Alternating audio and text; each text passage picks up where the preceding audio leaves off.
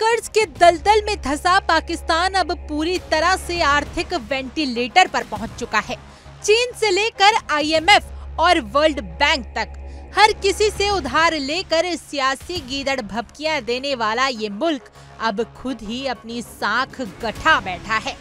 ताजा रिपोर्ट बताती है कि पाकिस्तान का कुल कर्ज बढ़कर 76,000 अरब पाकिस्तानी रुपए हो चुके हैं। यानी अब वहां का हर बच्चा पैदा होते ही अरबों के कर्ज का बोझ लेकर जन्म ले रहा है। आर्थिक सर्वेक्षण 2024-25 की रिपोर्ट खुद पाकिस्तान सरकार ने जारी की है और ये रिपोर्ट इस बात की गवाही देती है कि मुल्क अब बर्बाद होने के कगार पर है। पाकिस्तान की GDP ग्रोथ जहां 2023 में -0.2% थी, वहीं 2024 में 2.5% तक पहुंची है।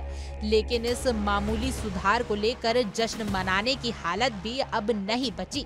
IMF की शर्तों के तले पिसते हुए भी वित्त मंत्री मोहम्मद औरंगजेब दावा कर रहे हैं कि पाकिस्तान की अर्थव्यवस्था अब स्थिर हो रही है और अगला साल बदलाव का होगा। लेकिन जब जमीनी सच्चाई ये हो कि देश का फॉरेक्स रिजर्व महज 9.4 अरब डॉलर पर सिमट गया हो, जो सिर्फ 2 हफ्तों के आयात के लिए ही काफी है, तो फिर ऐसे दावे खोखले ही नजर आते हैं। हालात ये हो गए हैं कि सरकार अब 800 अरब रुपए के सालाना घाटे को संभालने के लिए 24 सरकारी कंपनियों को निजी हाथों में बेचने के लिए तैयारी कर रही है। 411 अरब डॉलर की इकोनॉमी का दावा करने वाली पाकिस्तान सरकार इस बात को छुपा रही है कि विदेशी कर्जे का पहाड़ इतना बढ़ गया है कि अब मदद करने वाले भी पीछे हटने लगे हैं। शिक्षा के क्षेत्र में भी पाकिस्तान की स्थिति काफी खराब है, जहां पूरे देश की औसत संरक्षता दर 67% है, वहीं बलूचिस्तान जैसे प्रांत में ये सिर्फ 82% तक सिमटी हुई है।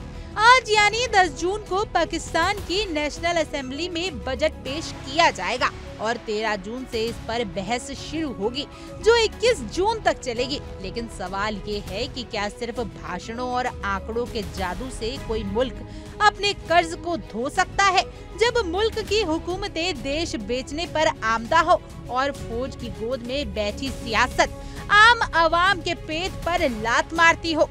तब पाकिस्तान जैसे मुल्क का गर्द में जाना कोई हैरत जैसी बात नहीं रह जाती। Bureau report, India daily.